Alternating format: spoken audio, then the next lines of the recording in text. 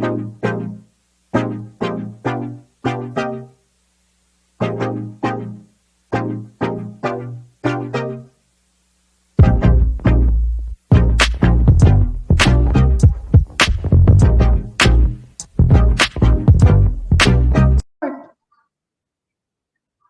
up? We're back with another one. What's going on, wrestling world? We're back.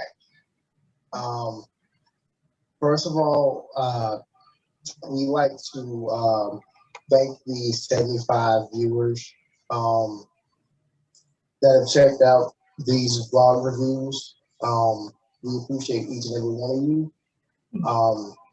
That's pretty much telling us that we're doing something entertaining and you guys want more of it. So with that being said, we thank each and every one of you.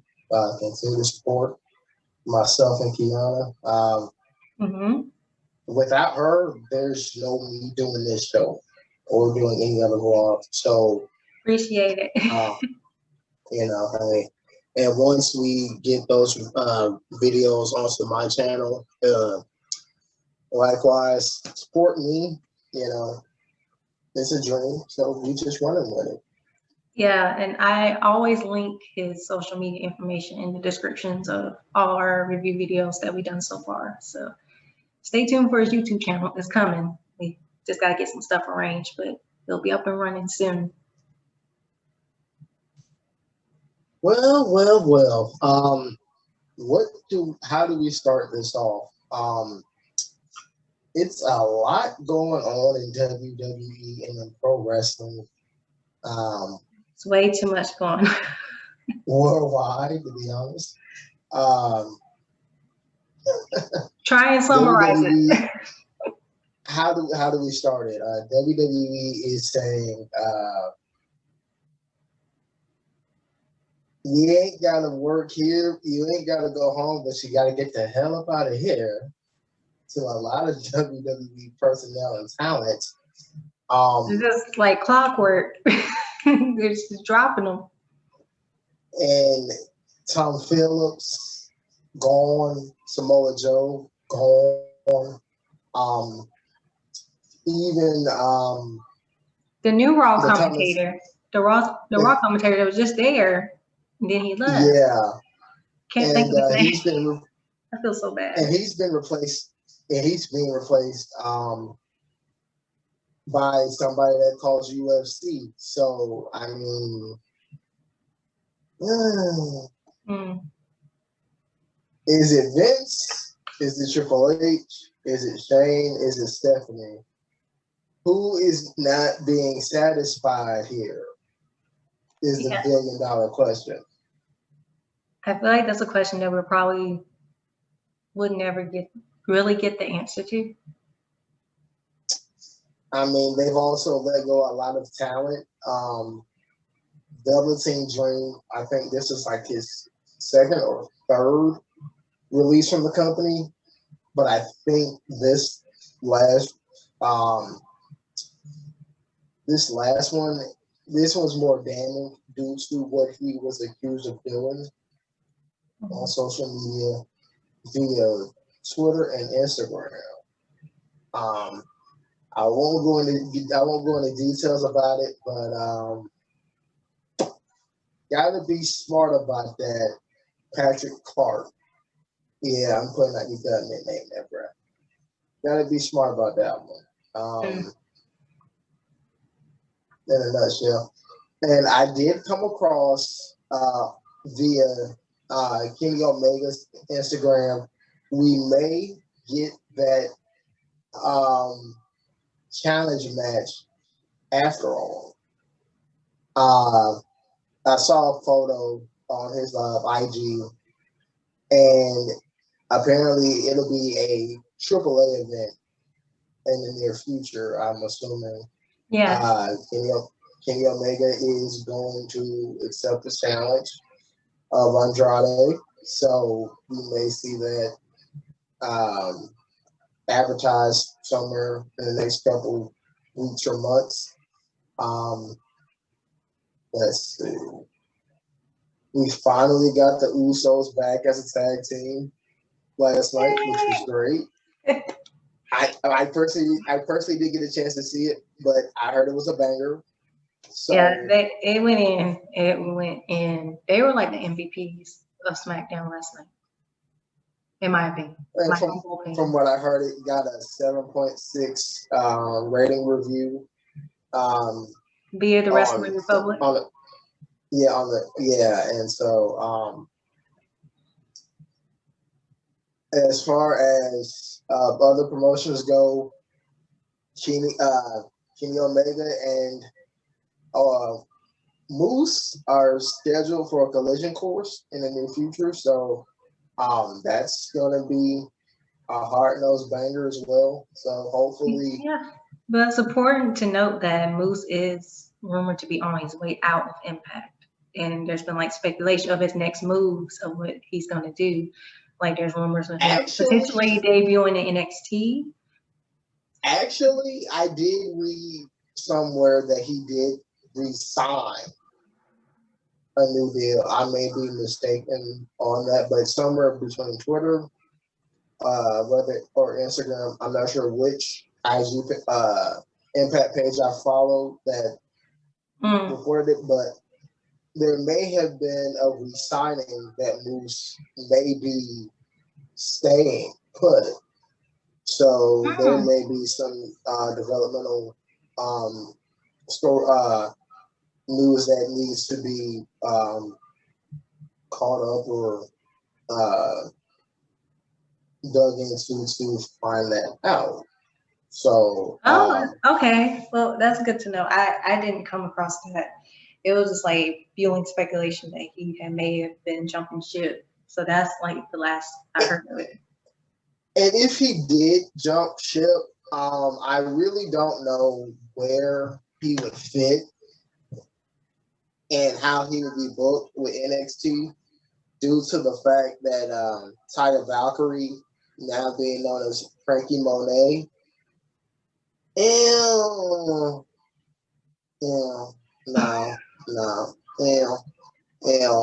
no. We do not need. I don't like her ring name. I don't like her ring name, Taya Valkyrie. I hate to say this, but we've had a lot of impersonations of Elvis. We've seen them, done them. No, we do not need the wrestling impersonation of Marilyn Monroe. Absolutely not. Absolutely not. No, we do not need that impersonation. No, just god awful. No, I don't see that. But yes, if you really look at her, the way that she dressed, the way they have her attire and stuff, her hair and her curls and things, and then you look at a picture of Marilyn Monroe. I thought it was more of a Reese Witherspoon off the Legally Blonde movie. I don't know if you ever saw that movie, but that's the vibes I got. I have. As a matter of fact, the commentator, just piggyback, the commentator that's coming from the UFC, Jimmy Smith. I've heard some of his calls on some UFC fight nights. He's a keeper. I just hope he gets a fair shake in doing his calls. And that Raw announcer that was here for mainly one pay-per-view, unfortunately one pay-per-view and a couple episodes, is Adam Verrick. I don't know much about him. I didn't know he was an ESPN guy, but that is that. And I believe that's all of the updated news to speak of. There was a passing this week, but I wasn't sure of who it was. WWE put out one on their social pages. There was a passing of an alumni. Do you remember who? Not offhand. I just know he passed at the age of 90. I don't think I caught that. No, but that was that. So pretty much that pretty much covers all of the get up and the fallout of the week of wrestling that was, as well as this week was an anniversary in wrestling history. 25 years ago this week, the infamous promo that was done by one Scott Hall gets a birthday anniversary. And for those of you who do not know what I'm speaking of, I highly recommend looking at the WWE Network and highly, if not that, YouTube it. May 27th, 1996, Scott Hall declares war on WCW. So, Scott Hall, if you're out there, hey, yo, thanks for giving us that great moment, brother. Well, legendary. And now to the heart of the matter in this episode. We're back with a 5th installment of Dark Side of the Ring. I just happened to catch it Friday, the replay that I recorded Friday morning. The Ultimate Warrior. And the subject is the Ultimate Warrior. Oh boy. It was so much. It was so much to unpack. Let me first start off by saying that when it comes to all the legends of the business, I'm not the biggest Ultimate Warrior fan, but I can't deny the intensity and kind of the enigma that his character had. There was kind of like a mystique to it, but you can tell like in this episode how it really got to a point where he started pretty much taking that character to the extreme, to the point where it affected his personal life. But the thing that I really liked about the Ultimate Warrior though is that, for one, his theme song. I love his theme song. It's so catchy to me. I think as it's short as it is, with no lyrics. Yeah, it's I feel like it's one of my top 10 like WWE theme songs, because it really captured the essence of what Ultimate Warrior was, the Ultimate Warrior character was. The high energy, high intensity, adrenaline, like everything. It just really pretty much put together everything that his character was about, and that's what I loved about it. Well, there were a couple of distinct things that I took away from it. The way that he did it, the first person that came to my mind, it was a Marvel comic character, believe it or not. Really? And I was yes. The Hulk is who I initially I knew it. attached that to. I mean, bulging muscles and you know, the face, if he did a face paint and all that type of stuff, I'm like, yeah, comic book character. And I'm surprised during the time that he was there, his first stint from WrestleMania, after WrestleMania 2, that he could not get what the other superstars got. Hogan and the Road Warriors at that time, they were getting, and Sergeant Slaughter as well, they were getting television deals, appearances, mainstream television deals, movies, cartoon deals. And if you don't believe me when I'm saying cartoon deals or TV deals or what have you, something I'm sorry. Like that was like during like towards like the endish of the Rock and Wrestling era, and one of the like wrestler like transitioning to like that cartoon stream area was Captain Lou Albano. he was like on the Super Mario TV series that I love so much. I don't know, whatever reason that just came up in my mind. But yeah, go ahead. I love that TV show. Really? Oh, I had to sit down and catch a bit, but this era, this 80s era, of course. Okay, so he gets married to his first wife, who she just happens to meet him at a nightclub because he's a bouncer. Typical. And he gets married in 1983. So we're talking about the 80s where you had the height of the A-Team, you had Rocky 3, you had G.I. Joe the series that came out, a Hulk Hogan cartoon that came out. I mean, you really could have done a lot of great things with all your superstars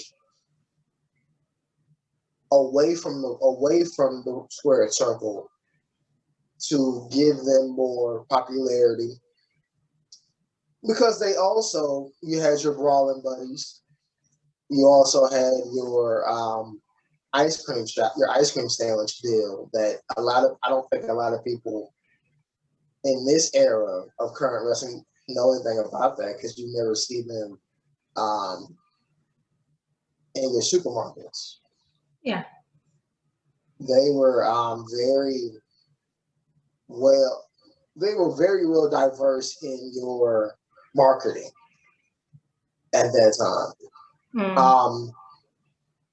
I have to give credit to Sting, because if Sting was not the person that he was, I don't think we would get the Ultimate Warrior. Yeah, Sting pretty much was like the forefront of the Ultimate Warrior's development, being in that tandem, and then them coming up from that bodybuilding fitness industry and like transferring over to wrestling. Like Sting was like pretty much in the beginning of that process. So yeah, a lot of credit does go to Sting. And one thing I didn't know is that he went in for chiropractics and body and physical fitness. So, it looked like he had a brain on his head and on his shoulders that was pretty smart. Yeah, he was pretty intelligent. But apparently, that he didn't think he was going to make life-changing finances with that career. So he took his athletic body, which I know if any man did not aspire to be like that physically at that time, and also at that time, arm wrestling was big at that time too. Bodybuilding and arm wrestling went hand in hand in these Mr. Olympia type competitions. Like, shoot, don't nobody want to be a scrawny little punk all their life, but to be a muscle bound badass, ain't nobody finna mess with that. I would want to aspire to be that too. So, what I could say I personally also got away from it is, for the second episode, the abandonment of a male figure in a wrestler's life growing up. That has a big difference. I don't know why I am stuck on that. Maybe it's because of my personal stuff. But for Brian Pillman and for the Ultimate Warrior, those two episodes will stick out just on those reasons and what they were trying to fill the void with.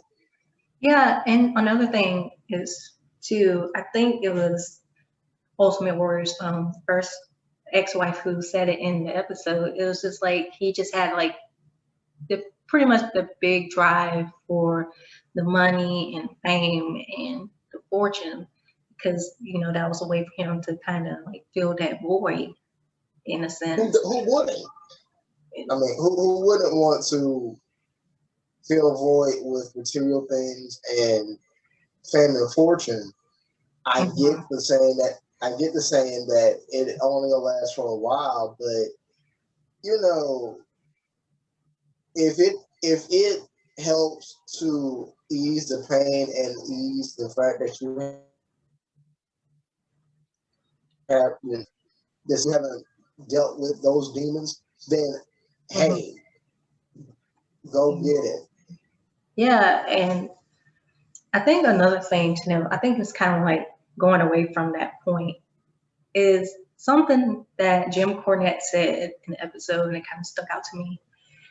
I think it was something like Ultimate Warrior didn't want to necessarily learn the craft of what it meant to be a wrestler, like the moves and the psychology and whatnot.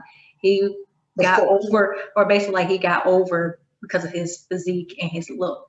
And I think it was like the charisma too. So that was also very important to note. And I have something I want to show you. Sure.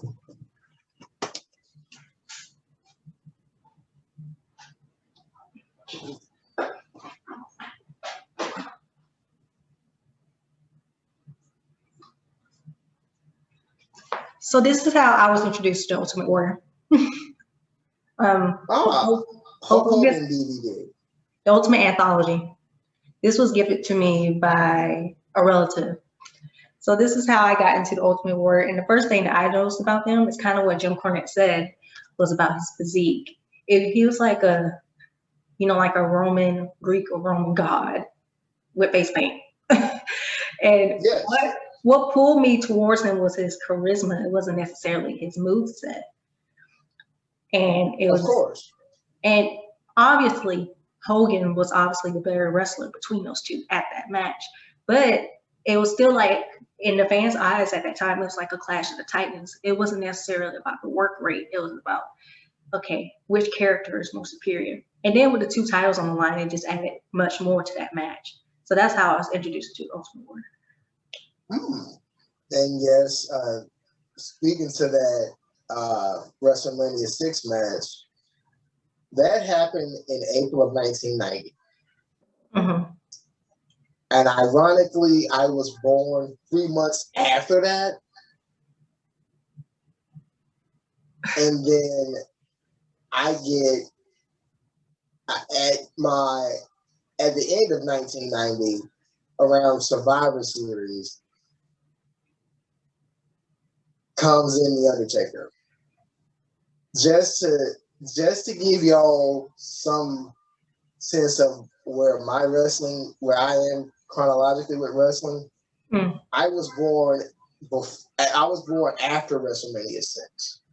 I was born right before the Ruthless Aggression era. Oh geez. Oh man. Yeah, right there. In between stages. So yes, I grew up with the tail end of the Golden Age era, getting ushered into the New Generation era, which prompted the Attitude Era. So there's that gap. So yeah, WrestleMania 6 in Toronto Skydome. That just the mystique of that match. Yeah. Actually, looking at the entire pay-per-view, it wasn't bad. It wasn't bad at all to me. And to replay the moments of that match in WWE's 2K14, absolutely amazing. This symmetry behind it, graphically amazing. Ultimate Warrior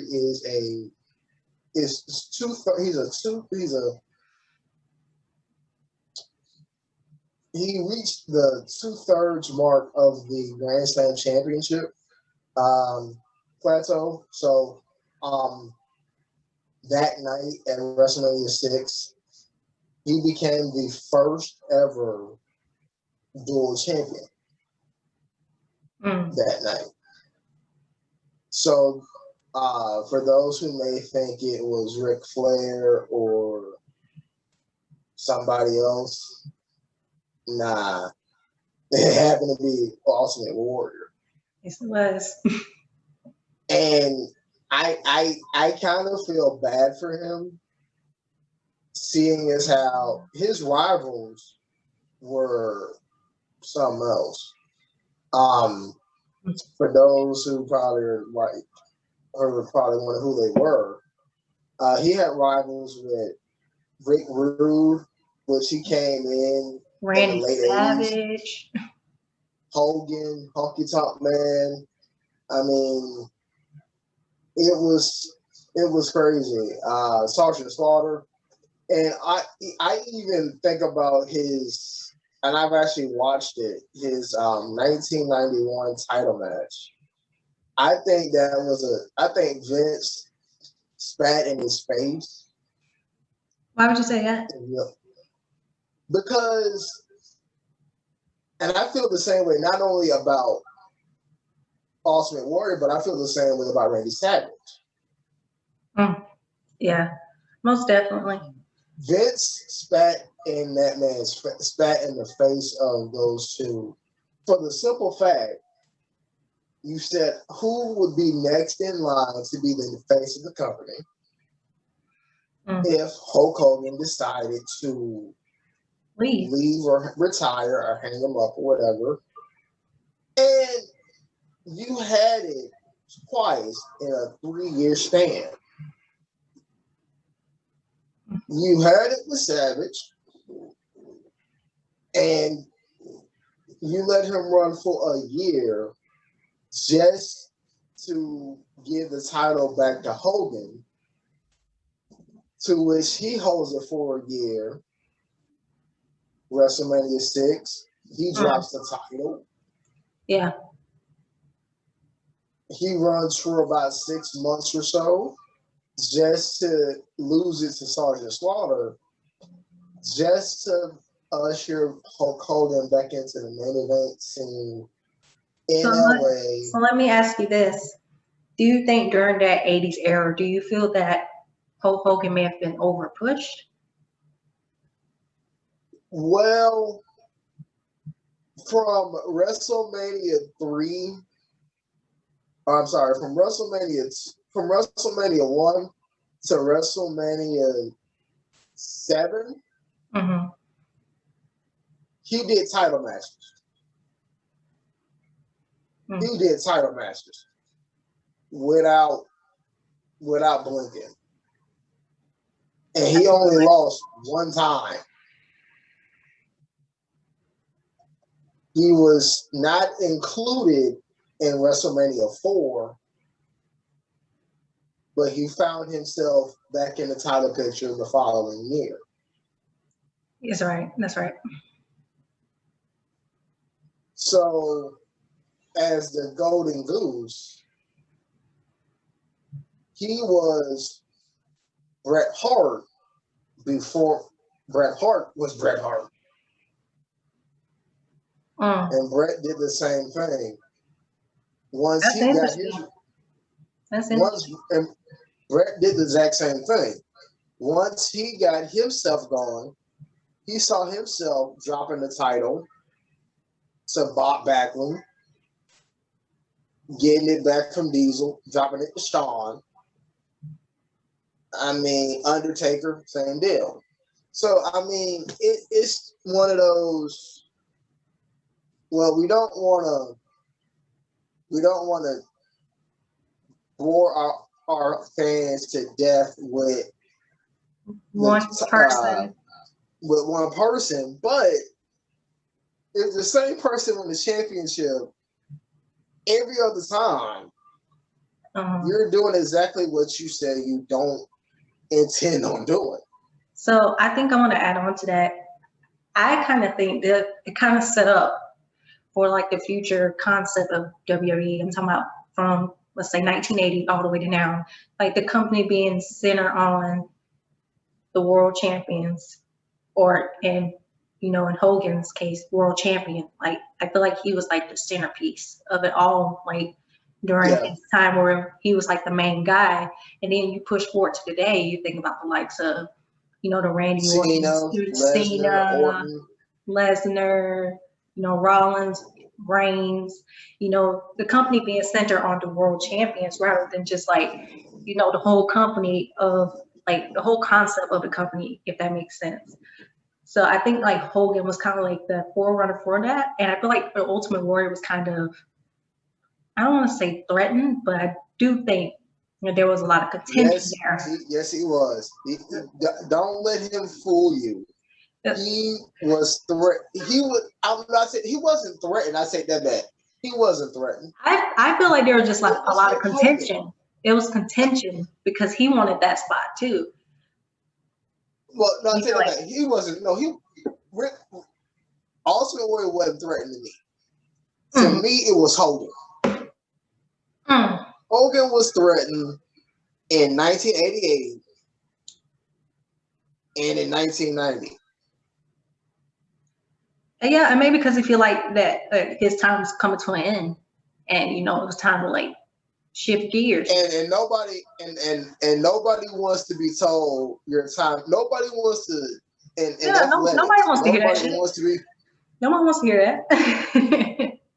And no matter how you book it, no matter how you storytell it, you know that everybody in this era was limited athletically. Everybody was. That's because it's about bodybuilding. Yeah, it's about bodybuilding. It's about athletic. It's not about athletics and athleticism and background. What kind of background you have? It was pretty much bodybuild, look good, okay, cool. That was pretty much it.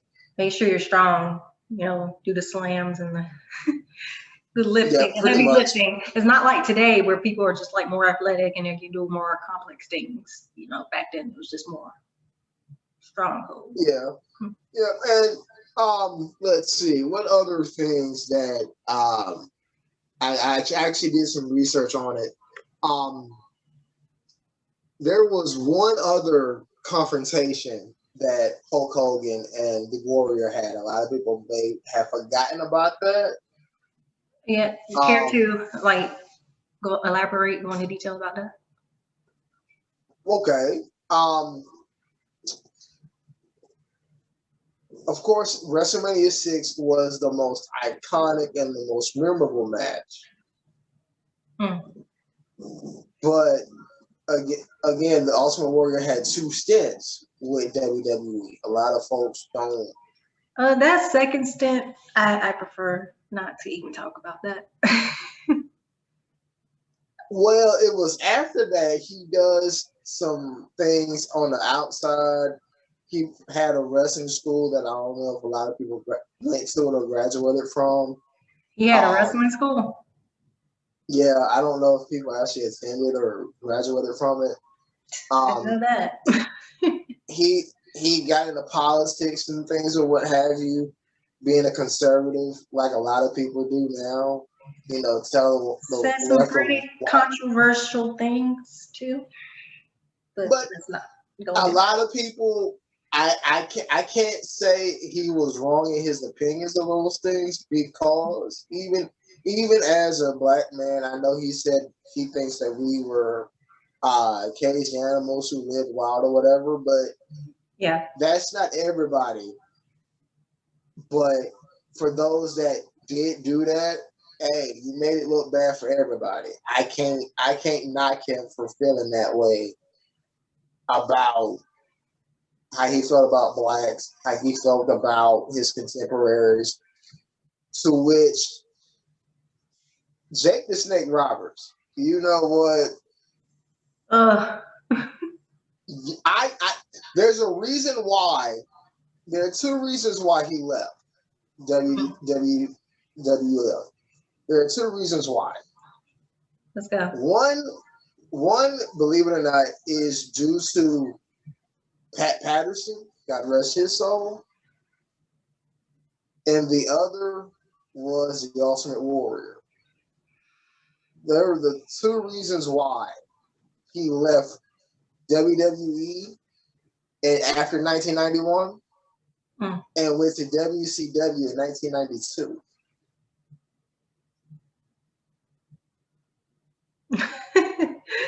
I'm telling you, it's crazy. And you hear like throughout the episode about, you know, his backstage beats, you know, being apparently difficult to work with behind the scenes. Who is it? I mean, that's what I'm saying. And I kind of feel like that's kind of like the argument against, well, a lot of the legends, a lot of the like the top drawing guys, they like to pull that card like, oh, such and such was difficult to work with.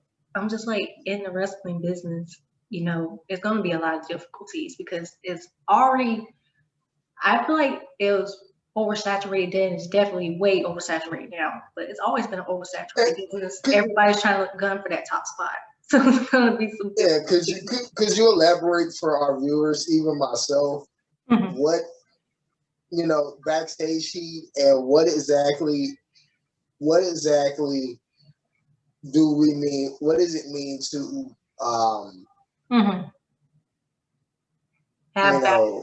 get in backstage heat?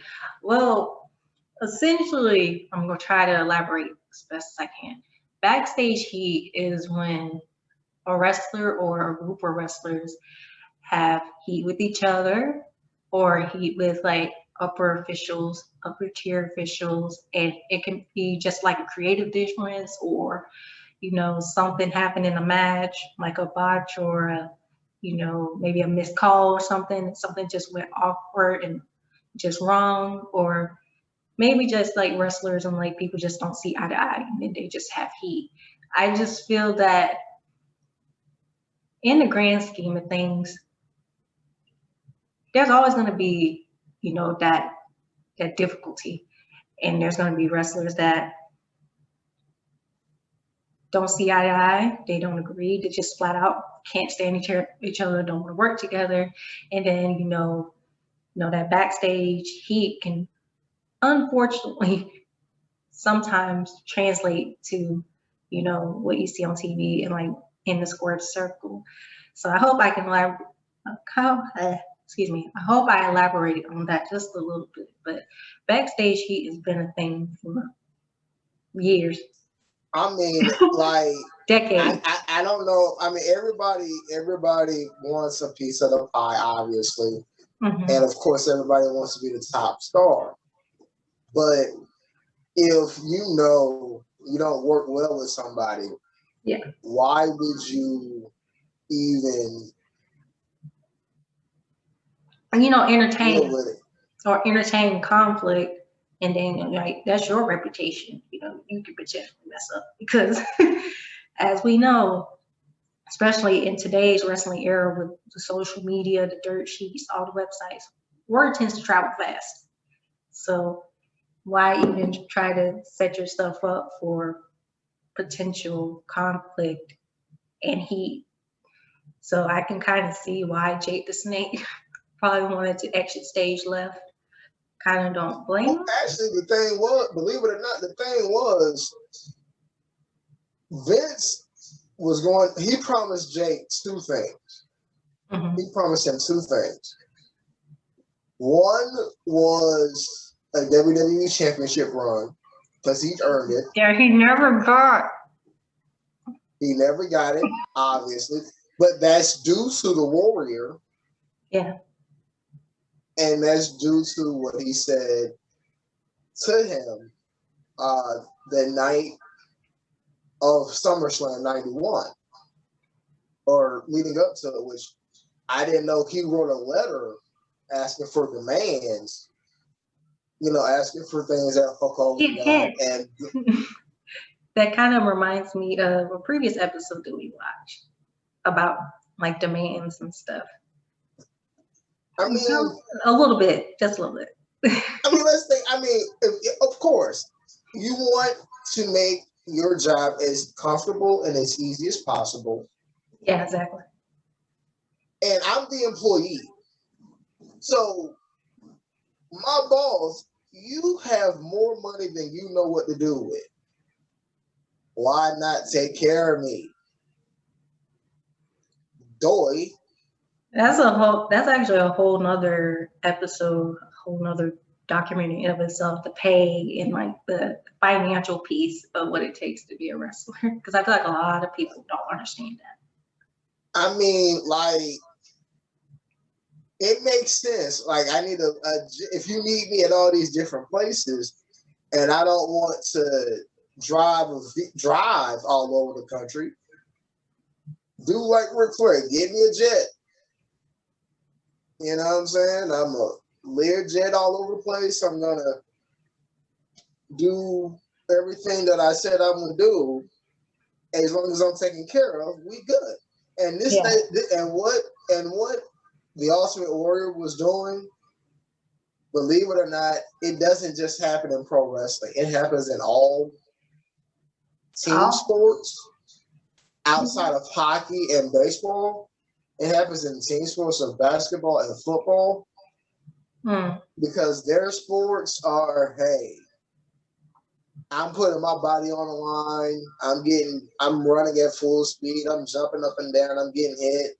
Hey, I'm getting injured probably. Yeah, I want more money. I want more financial security so that if I do decide to hang it up, I'm covered. It's not one of those, if you get hurt, okay, see you bye, and we ain't gonna look after you type deals. But yeah, football players and basketball, they understand what pro wrestlers go through in that era. So, I mean, and for the fact that Vince said he had enough of the demands, but you caved into Hogan.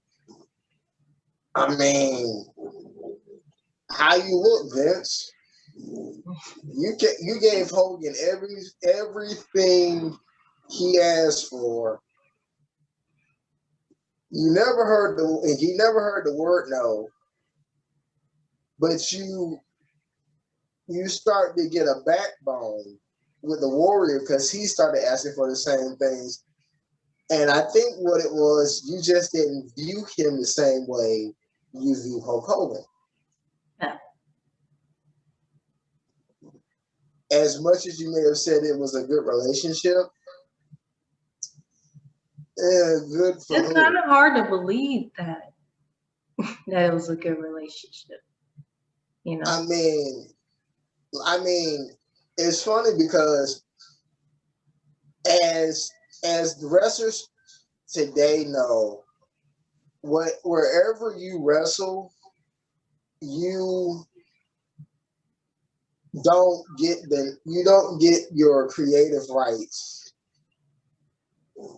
to you the way that you should. You have to do a 90-day no complete clause or whatever the case may be. And then you can do what you want. I mean, Ultimate Warrior went as far as to legally change his name to Warrior, right? I mean, like, yeah. I mean, like, come on. You legally got to change your name to do what you love just so that you can do other projects. And as an independent artist and creator, that's something that I pay attention to on a daily. Granted, I'm not on a large scale, but the key is to, when I grow and eventually hit like those milestones, I want to make sure that not only my work, but my name, my image, everything that I create is preserved and taken care of. And I feel like in wrestling, a lot of wrestlers do that as well. And kind of like today, when you see wrestlers do with the whole the Twitch policy, bring gonna bring that up, and basically the whole logistics of it. It just kind of was unsettling to me, because what you're saying is you want your wrestlers completely at your hands, at your mercy. But what if they were using, those third-party platforms as a way to like prepare for when it was time for them to like hang up the boots? Like, okay, I'm putting money aside by doing this. Wrestling is helping me, but not as much as I would like. So I'm doing this on the side to like help with the finances. So when I get ready to leave, make that transition, I can have something to fall back on. So that was my biggest issue with it. And I think with Ultimate Warrior, with him changing his name, it's just like, okay, I still need to put myself out there as much as I possibly can. And I think the stuff like that he did, I kind of feel like that's why people may have marked them as being like difficult to work with. But in a way, aside from all the like certain like controversial things that he said, I think that was kind of like a very ballsy thing to do, because he was saying, look, I'm putting myself out there for you. I'm taking these bumps. I'm going out front of these arenas. I'm on the road 20 to 25 days a month. I want to be paid what I feel that I'm worth. And not a lot of people, especially in sports. Go ahead. Well, in football, in football, that's the one sport where you have to bet on yourself, believe it or not. Because I can see it. I can see it. I can really because see there's a salary cap. There's like a certain amount of money that you get from patrons and from TV contracts to make up all of the money that you had to play your athletes. So now that counts to three separate court cases. I'm sorry, 3 or 4 separate court cases here in the 90s that the WWE found themselves in. Yes, that is 3 or 4 separate court cases that the WWE found themselves in. The Vince McMahon steroid case, the WCW defamation case, for when Scott Hall and Kevin Nash left. They were suing WCW as a precaution, saying, hey, we own the rights and names to Diesel and Razor Ramon. But because of the promo dialogue and the mannerisms that they carried with them to WCW, they felt that WCW paid them to do that. Not true. That's just who they were. And the same deal here with Warrior. Obviously, there are court cases where he wants to legally change his name and get all of his likes and likenesses legalized to him, so that he makes money, not the WWF making money off of him. And that also resonated with me because, as we all know, WCW in the mid-1990s was nothing more than anybody that couldn't make it up in New York, or now Stamford, Connecticut now. WCW in the mid-90s is nothing more than anybody that couldn't cut it to Vince. Scott Hall followed. Kevin Nash, Hogan, Flair, Savage.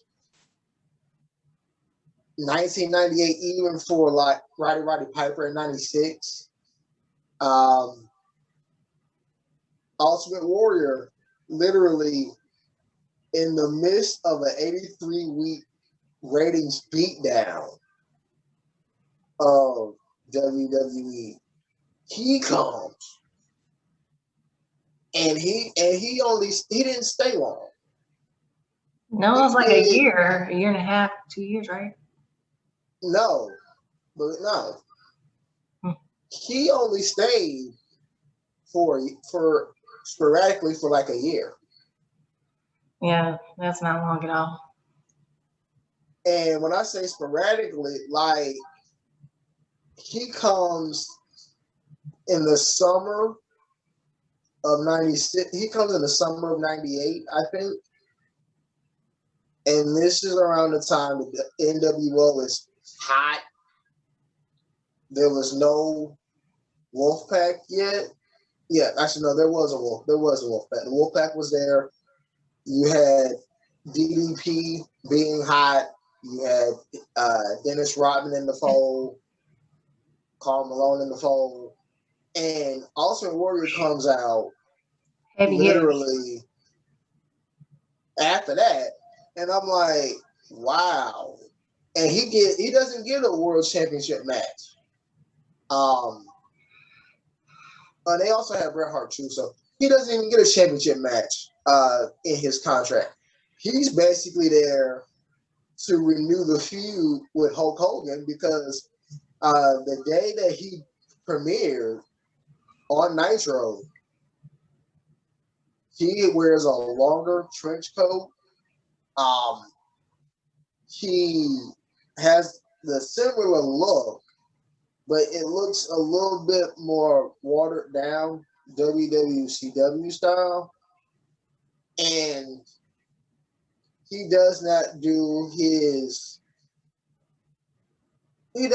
stick that much. His running, he didn't really do that as much as he did in WWF. It kind of scaled back a little bit in WCW in 98. So he gets those moments there in WCW. And then before you know it, Eric Bischoff got sick of him. And that was that. Oh boy. I mean, I kind of get why we got the Ultimate Warrior the way that he was, and Flying Brian Pillman. They felt like they were enigmas, and you don't want to bottle down somebody and say, no, don't do this, don't do this, don't do this. But they want to be themselves, but you're telling them everything that not to do. Yeah. Hypocrisy. So, yeah, pretty much. As a matter of fact, this past April marked the 7-year anniversary of his passing. His final appearance was on Monday night after the Raw after Mania, right? Yeah, the Raw after Mania, and his promo. I'm sorry, I keep interrupting, but the promo that he the promo that he cut on that Raw after Mania, I don't know, for whatever reason, it was just so eerie to me. Like the way that he was talking. Foreshadow. Yeah, it was foreshadow. And then like a couple days later, he passed. Whew. Just thinking about it now, it gives me chills because it just seems like he had a feeling that maybe he was like, okay, I'm not gonna go that far, but it was pretty eerie. And actually, I'm the one person that I was surprised about when he made his return after all these years, up until his passing. It was the one person who had his debut match with, of course, Anaheim, California, March 31st, 1996. Jake is there. Ultimate Warrior's there, and the current COO of WWE had his debut WrestleMania match against this man. Oh, yeah. And it was him that reached out to Jim and said, "Hey, I know we've had issues in the past, and I want to bury the hatchet and offer you an opportunity to have you immortalized in the WWE Hall of Fame." To which he accepted, and in the documentary, he was on his best behavior, and you know, I'm surprised. Like I mean, and I don't, and Jake, listen, I don't blame him. He was ready to go ham on him. I don't blame him, because I cannot fathom somebody telling me that they don't care about me and my well-being or being a provider for my family. Yeah, I don't blame him either. Go fuck yourself. Yeah, I can't blame him for that. But he said he did admit that that wasn't him. That was him now. That was him back then. You know, and you know, he did make amends, similar to Bret Hart making amends with Shawn Michaels and Vince, which we never thought we'd see that happen. So I mean, yeah, you know, so with all that he accomplished in his career, his name is now synonymous with an 𝘋𝘢𝘳𝘬 Award that's given to longtime employees or ambassadors for the company, or anybody that has persevered and overcome a lot of challenges. That is the Ultimate Warrior Courage Award. That's given every year here, I believe, over the last several years. Yeah. So his namesake will be untarnished, and it will be forever remembered in a positive way now with this memorial award. And I believe it was his wife that is still in the fold with the company. Yeah. And she does support the Susan G. Komen efforts that the WWE does. And I think she has a hand in the nominations for the Warrior Award that's given out at WrestleMania now. So that's a good way to be remembered. And I also want to advocate this: WWE, if you do not go ahead and get a physical Hall of Fame belt, that's going to make y'all lose business and make people not do WrestleMania as much. Build a physical Hall of Fame and put it somewhere. They should have did that years ago, to be honest. Decades ago. Ever since the Hall of Fame was made, they should have did that.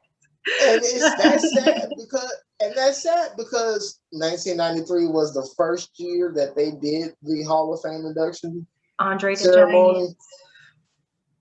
To which, one thing I also said, we talked about all of the wrestlers that he wrestled with and against. That was one man who I never thought he would be afraid of. He being the largest wrestler entertainer of all time. Andre the Giant said it to Hulk Hogan: "I hate being in the ring with the Warrior. I am scared spineless of this man the way that he wrestles. He doesn't care about anything." Now that's That tells you everything you need to know right there. Someone of that stature and, you know, of that popularity, because Andre was very popular when he was a wrestler. To say that about the Warrior, and the Warrior was probably like 300 pounds smaller than him. I think he said, Vince, don't put me in the ring with anybody else. I'll put with anybody else. Warrior, I think he broke that. I think he made that man cry and break down and have panic attacks. Like, that is insane right there. That's like, no. Serious. Oh boy. So I think kind of like a cap-off question, if you will. Being that the Ultimate Warrior is one of the most polarizing legends in like the wrestling business, what exactly do you think his legacy will be in like the overall scheme of things? Ooh.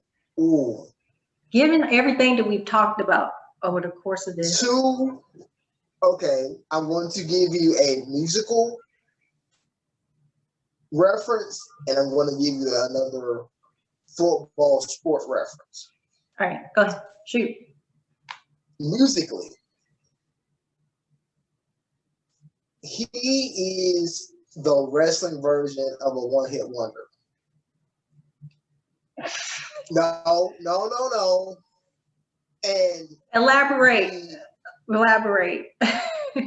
Musically, I'm going to tell you who he reminds me of. He reminds me of, musically with the wrestling on, Milli Vanilli. Milli Vanilli. And of course, if y'all know. That's cold. That's cold. I'm sorry. I mean, for his height to be as quickly as it came, and then to have the rug pulled from under you without being told that this was going to happen. I mean, hot. You're hot today. You gone tomorrow. That's my and that's my musical knowledge for that. That's me saying musically, who can I compare the Warrior to? Milli Vanilli. But athletically, I would say he reminds me of two football players that were, their God-given talent was so great that their egos got in the way. And they were two football players that played for the University of Oklahoma, one by the name of Marcus Dupree and Brian Bosworth. Especially Brian Bosworth, because the way that he saw himself is the exact same way with success that the Ultimate Warrior saw himself with success. I'm bigger than everything. I don't need to work as hard. I have this God-given talent, and I'm going to be able to do this forever. Okay. So, yeah. Didn't put the time in as well as you should have once you got away, once you showed out to people that were below your level, the usher tier levels, that's where you got exposed and you refused to work on your craft to stay relevant. So you felt that those same, like Jim Cornette said in the documentary, what you did in 1990, you felt that you could do this in 1996 with that same reaction because, you know, I still have this great athletic body. You know, I still feel in my athletic prime and all that kind of stuff. But as he said, those kids that were Hulkamaniacs and I also say this, he is the original reason, in my opinion, Ultimate Warrior, that we got Jeff Hardy doing what he does. But also the phrase "creatures of the night." I think of not the Undertaker. I think of the Warrior because, and this is also a little nugget in WCW. He called the audience the One Warrior Army. Mm-hmm. So there was that, and he was pushing that. So the Warrior didn't have anybody. I don't know what he called those people, the fans in WWE when he was coming up, because he never made sense of his promos at all. He never made any sense. And I now understand where he came from with the parts unknown. His first wife mentioned that, he's got a look. It's from out of this world. So parts unknown makes a lot of sense to me now than it did back then. Because I've always like kind of like we did when we mentioned Space Mountain. I was like, what is this parts unknown? Where does it exist? Where did you go with it? Or can you find it in outer space somewhere? But obviously that was a figment of his imagination. I think for me, the best way I can describe Ultimate Warrior's legacy is like he was the top guy, but without being the top guy. So he was one of the top guys. He was very popular. However, he was still kind of eclipsed by, some of his rivals that he faced. The Hulk Hogan's, Sergeant Slaughter's, Rick Rude's, and Randy Savage's. And I kind of feel that he was still reaching for that mainstream appeal that he really wanted, like the fame and the fortune. Pretty much. Of course, and the further and guys like him and Brian Pillman, they're considered long shots for a reason. Mm-hmm. Like the further you reach for it, the further you reach for it, the further it gets pulled back. Yeah, and I guess it's more of a test thing. Like, okay, here's the ring. All right, come get it. Nope, you're snatching it from you just to see how much you're serious about the goal that you're attaining or whatever. And I guess a lot of people thought he never took it as serious.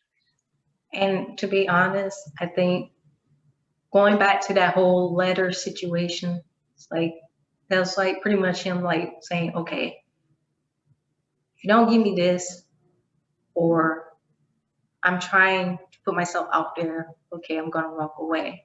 But in a way, I kind of feel like that's kind of ballsy for him to do, because at that time, I think he was trying to really reach for that brass ring, but he was like getting to a point where it was just like, it's now or never. It's now or never. Well, on the flip side, that's everybody. That's everybody with a dream or aspiration. I hate to say that there's a clock to do it, but there's a clock to. It is a clock, and I think another thing is that 1990s match, that was kind of like his biggest moment, but in a way, it was kind of like a moment that kind of hindered him too, because in a way, he was just trying to like really recreate that magic from, becoming a double champion and, being on the top of the mountain. Then things just like sort of happened to him, like in his personal life and, even in the ring, like the backstage politics that got kind of taken away from him. And then you see like throughout the Yeah, 90s. his wife said it best when she said he left to go to the show as Jim Hellwig. And then he came home as Ultimate Warrior. Now, I'm not sure what that meant. It basically, I think what she was trying to say is that when she first met him, it was just like Jim, good old Jim, like outside of the ring, you know, just being like his natural self. But as time went on and he was like, you know, pretty much not only just into that Ultimate Warrior character, but like really trying his hardest to really reach that top spot to the point where he became a little reckless. So that's when she said, okay, he's coming home as the Ultimate Warrior. He's bringing that persona home with him. Like, it's like a whole, like that. It was like a switch, like something went off in him. And I think it was mainly because of like the frustrations that he was going through, like being in a company, like saying, okay, I know I'm the top guy. I know I deserve this top spot. But it's just like kind of like what you said earlier. I'm like not exactly like wanting to put in that work or learning like the psychology and like the spots and you know everything you know that a wrestler is. I wouldn't say supposed to do, but it's kind of like the best way to say it. So I guess that's where she was trying to get at. I don't really try to quote me on that, but I think that's where she was trying to say. And I think another thing for me is wrestling wise and like the match. I think for him, it wasn't necessarily about the move set. Like he had like his signature moves, but I think for me, it was more or less like the selling of being this invincible, high energy, high adrenaline like character. I You mean, see it some in yeah, his matches, like especially with like Hogan and Savage, where you know Hogan and Savage they're like trying to take him down, but he refuses to get down. He's like shaking the shit out of those ropes, right? That's like one of the things that really stood out to me is like he was really like enthused with that character. And he voiced over. They got some voiceover, and he did say something that I think I struggle with personally, and that is you don't want to be remembered for your failures and your shortcomings, and you want to be remembered for your praises and your successes. Absolutely. I mean, yeah, like that's something I struggle with, and I kind of from time to time sound like him. Like, yeah, I know what works for me. I ain't trying to learn nothing else, and I'm gonna get by with what I do well instead of what would make me a complete person. So again, some of me I had seen in Brian Pillman's story and now the Ultimate Warrior story. So if you guys missed that episode of The Dark Side of the Ring, definitely catch the A&E special that also aired on Ultimate Warrior, as well as Wrestling Bio's channel. Their creator has 2 videos on Ultimate Warrior: his first stint in WWE, his return, and he also has a third, the final days of the Ultimate Warrior. So that pretty much tells his entire career in life and the ups and downs. So if you guys miss those 2 specials, definitely check out YouTube, Wrestling Bios. Shout out to that creator. He's doing a great job on the content. So yes. Yeah, I think we can kind of cap it off with that. That was a lot of heavy hitting stuff. So our next episode for Dark Side of the Ring, we're going to be focusing on Grizzly Smith. And he is another like wrestling original. I think he was more prominent during the 70s. Don't quote me on that, but he's known for being the father of 3 wrestlers: Sam Houston, Rockin' Robin, and Jake the Snake Roberts. So expect to see. Oh no, not again. Oh Yes. no, not again. I have to face more. I have to face more demons. Oh God.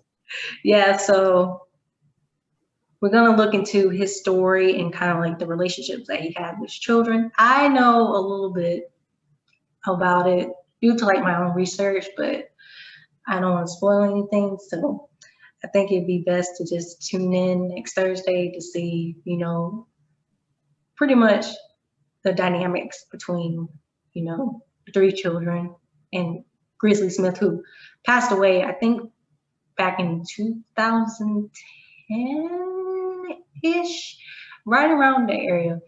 Over a decade ago, he passed away. So obviously, he won't be here to share his story, but you'll have his 3 children. I know Jake the Snake is going to be up there, but not quite sure if And I'm sure he's kind of like, I don't want to hash these things out. I think I doesn't want to talk about it, but it'd be interesting to see like how he goes about the conversation. And of course, his other 2 children and siblings, Sam Houston and Rockin' Robin. Rockin' Robin, she was one of the earlier WWF Women's Champions. She held the title for over a year. And after she lost it, WWE kind of deactivated the women's title and like the whole women's division for like a time period before they brought it back. Yeah, I want to say after the 80s. No, is that she's like a 70s wrestler or 80s wrestler, because there was She's the 70s. wrestlers in it. She was an 80s wrestler, and she won the women's title back in 1980. Wait. Rockin' Robin. Rockin' Robin. Yes, she won. Correct me.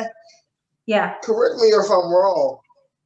Isn't this the same person that was seen with the first WrestleMania and Cyndi Lauper?